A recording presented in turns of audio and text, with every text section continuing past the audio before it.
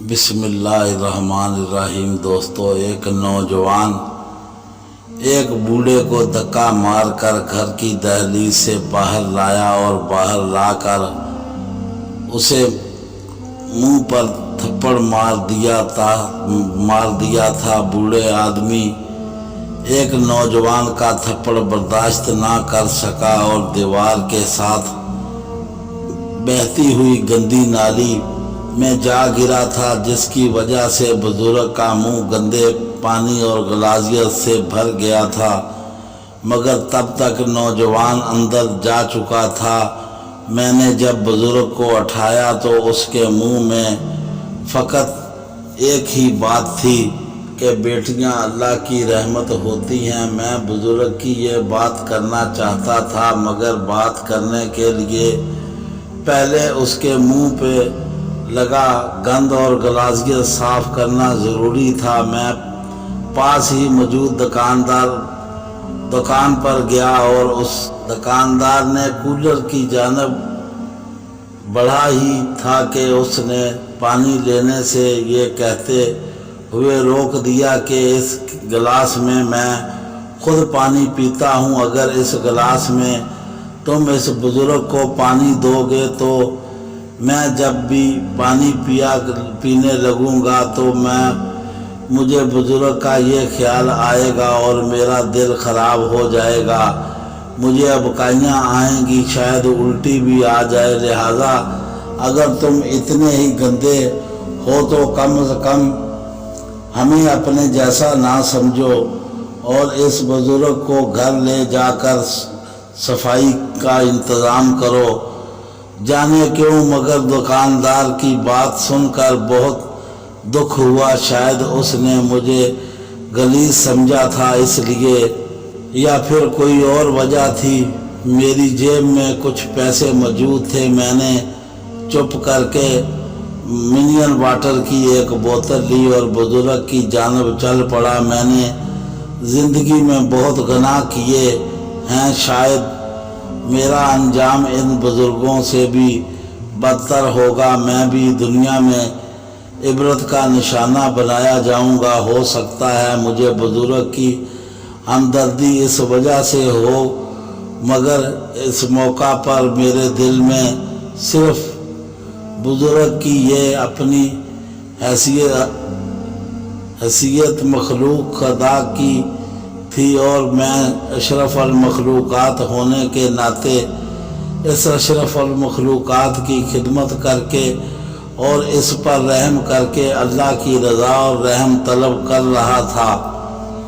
خیر، جب میں پانی لے کر پہنچا تو 7 سال کی بچی نے بابا جی کا چہرہ اپنے چھوٹے سے دوپٹے سے کافی حد تک صاف کر رکھا تھا۔ میں نے پہنچنے کے فوراً بعد بابا جی کا منہ اپنے ہاتھوں سے دھویا۔ جب بابا جی کا منہ صاف ہو گیا تو معصوم بچی نے مجھ سے نام پوچھا۔ میں نے نام بتایا تو وہ اپنا اسکول والا ٹفن پکڑاتے ہوئے مجھے کہنے لگی، انکل آپ دادا ابو کو یہ کھانا کھلا دیں، میں اسکول سے لیٹ ہو رہی ہوں، پھر مجھے سزا ملے گی۔ ساتھ ہی بزرگ کو کہا، جب میں پڑھ لکھ کر کمانے لگوں گی تو میں آپ کو روز گھی والی روٹی بنا کر دوں گی، ابھی آپ نہ مانگا کریں۔ اور وہ بچی ان بزرگ کا منہ چوم کر اسکول چلی گئی۔ بزرگ اس معصوم بچی کو پیچھے سے دیکھتے ہوئے ایک ہی فقرہ دہرا رہے تھے کہ بیٹیاں اللہ کی رحمت ہوتی ہیں۔ پھر میں نے بابا جی کو اٹھا کر ایک صاف جگہ پر بٹھایا۔ بچی نے جو ٹفن دیا تھا وہ کھولا تو اس میں موجود آدھی روٹی ان بزرگ کو اپنے ہاتھوں سے کھلانے لگا۔ جب میں نے نوالا توڑا تو بزرگ نے آنسو بہاتے ہوئے کہا کہ میری معصوم بچی اسکول میں بھوکی رہے گی، یہ کھانا اس کو ہی دے آؤ، میں سمجھوں گا کہ میں نے کھا لیا۔ مگر میں نے یہ کہتے ہوئے وہ کھانا बुजुर्ग को खिला दिया कि बच्ची के लिए मैं दुकान से कुछ खरीद कर दे आऊँगा। जब बुजुर्ग खाना खा चुके तो मैंने उनसे उनका एक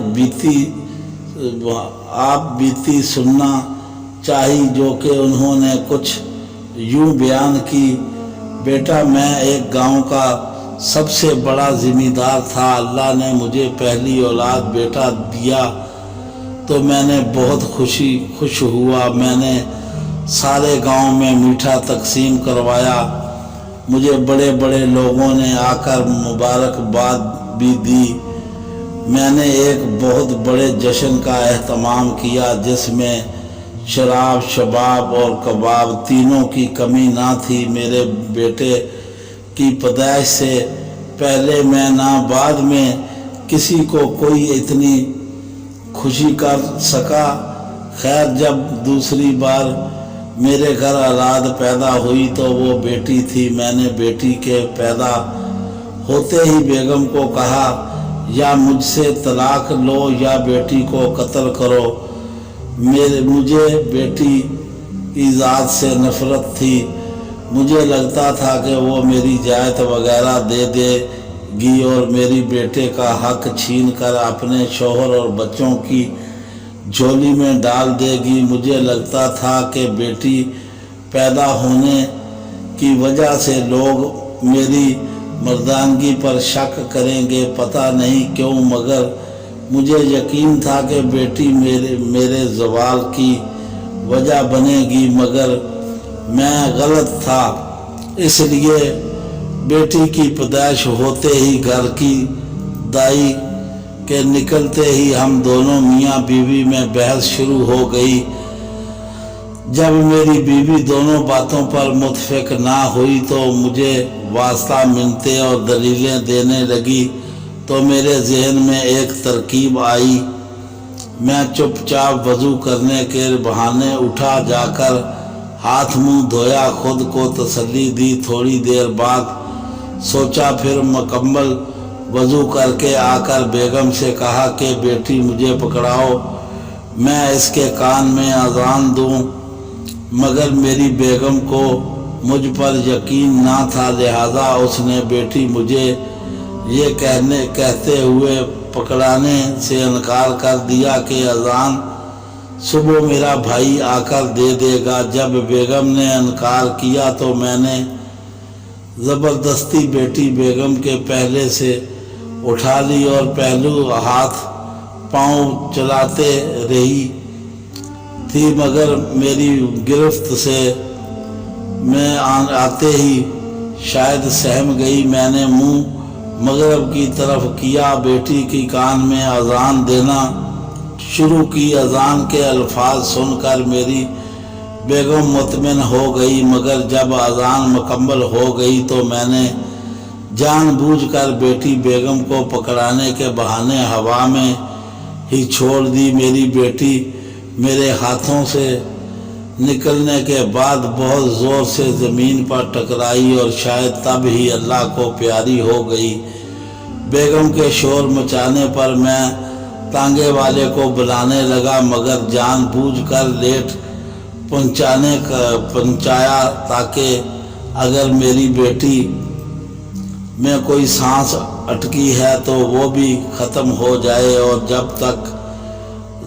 जब मैंने तांगे वाले को लेकर घर पहुंचा तो मेरी बेटी की जान निकल चुकी थी। मेरी बेगम ने हकारत और आंसुओं भरी नज़र से मुझ पर डाली और मैंने बेगम को शोर सुनकर आना जाने वाली औरतों को कहा कि अज़ान देकर बेटी बेगम को पकड़ाई तो बेगम के हाथ से गिर गई। मेरी बेगम तो चुपचाप बेटी की मौत अपने सर ले ली। इसके बाद जितना अरसा मेरी बेगम जिंदा रही, लाख जतन कर लेने के बावजूद मैं उसे पहले की तरह खुश ना रख सका। ना कभी मेरी उस बेटी की बाद कोई औलाद पैदा हुई। अगर मैं कभी अपनी बेगम से उस मुआवजा पर बात करता तो वो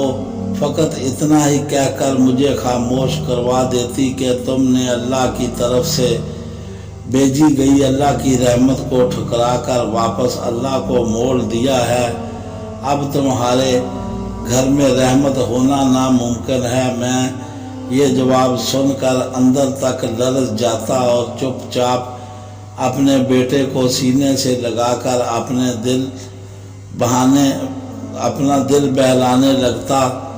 मैंने इतना प्यार अपने बेटे को दिया कि अगर सांप को भी इतना प्यार देता तो वो मेरा वफादार होता, मगर मेरा बेटा बेवफा निकला। जब मेरा बेटा थोड़ा जवान हुआ तो वो मुझे पलटकर जवाब देने लगा, और जब कुछ और वक़्त गुजरा तो मुझे गालम गलोच भी करने लगा। और उसकी शादी के बाद उसकी माँ मर गई तो तब से मुझ पर हाथ भी उठाने लगा। मेरा बेटा नशा करने लगा और नशे पर लगकर सारी ज़मीन जायदाद बेच दी है जो मैंने उसे दी।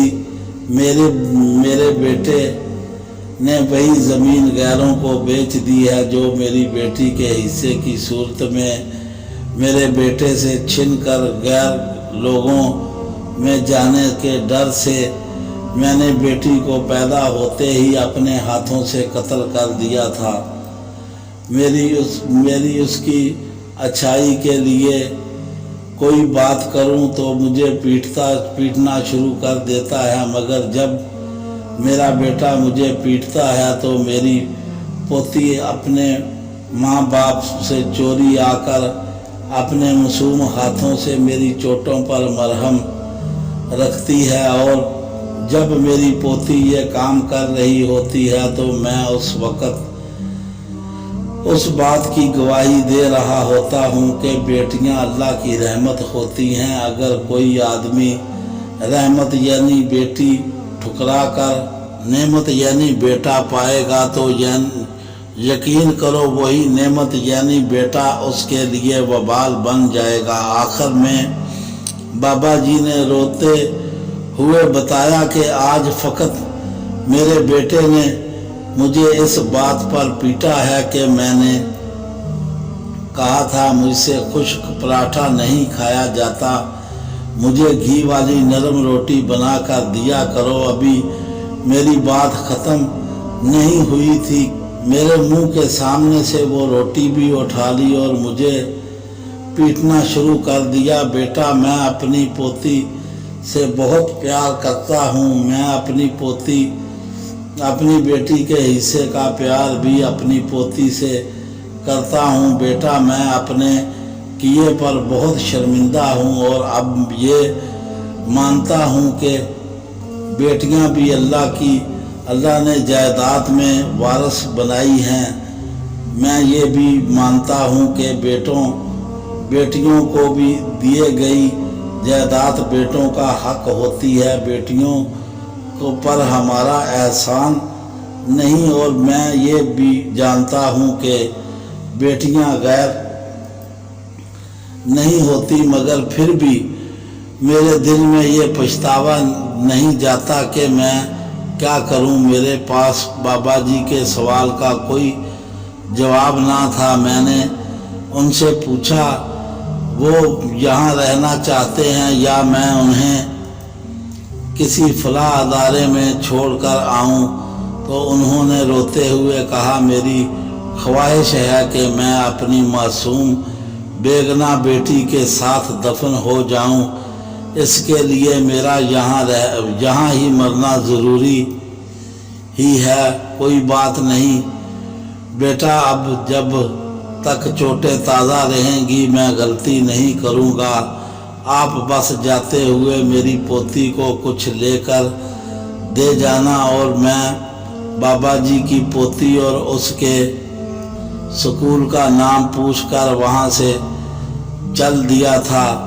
दोस्तों, हमारी कहानी पसंद आए तो दोस्तों में ज़्यादा से ज़्यादा शेयर करें और हमारे चैनल को सब्सक्राइब करें। बेल आइकन का बटन ज़रूर दबाएं ताकि ज़्यादा से ज़्यादा लोग ऐसी ایسی کہانیاں سن سکیں. ہمیں دعاؤں میں یاد رکھیں. اللہ حافظ.